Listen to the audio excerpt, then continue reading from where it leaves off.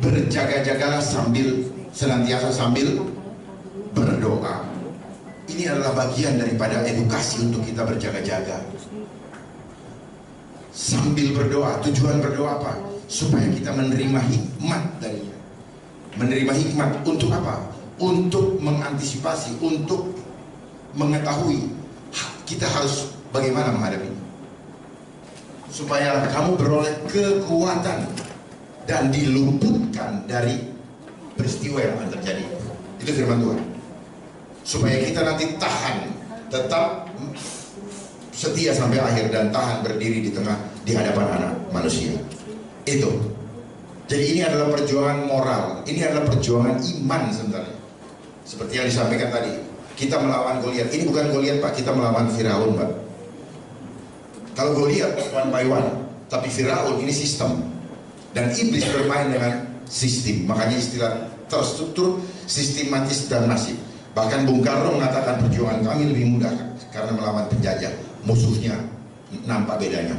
Tetapi perjuangan kalian lebih sulit karena melawan bangsa sendiri, kulitnya sama, pura-puranya baik dan sebagainya. Akhirnya kita, siapa mereka? Mereka yang punya otoritas tetapi tidak sungguh-sungguh mencintai rakyatnya.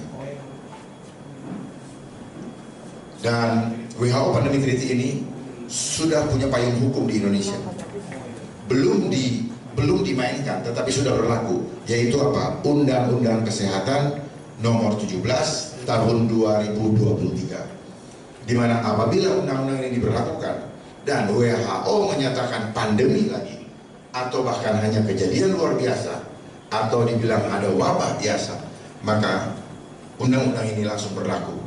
Di mana kita tidak punya lagi hak untuk menolak. Tidak seperti pada saat pandemi kemarin, masih ada kelonggaran, boleh menolak, boleh menerima. Tapi yang menolak dibatasin pergerakan hidupnya. Termasuk saya, nggak bisa terbang selama 4 tahun, tidak bisa menerima pelayanan yang harus menggunakan aplikasi Peduli Lindungi, dan saya ambil resiko itu sebagai bagian daripada pikul salib. Dan saya juga tidak membeli surat karena saya tidak mau dibungkam kemerdekaan jiwa saya. Karena kalau saya membeli surat, maka saya tidak berhak untuk berbicara kebenaran lagi di depan umum.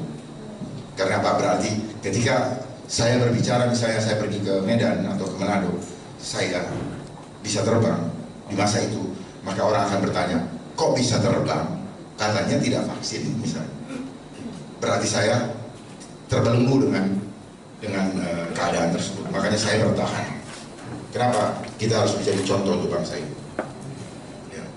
Rakyat sulit, saya harus sulit. Kalau perlu rakyat tidak boleh sulit, saya sulit. Seperti itulah nanti kita balik. Bukan rakyat melayani penguasa, tetapi penguasa dia ambil resiko itu, dia ambil tanggung jawab itu.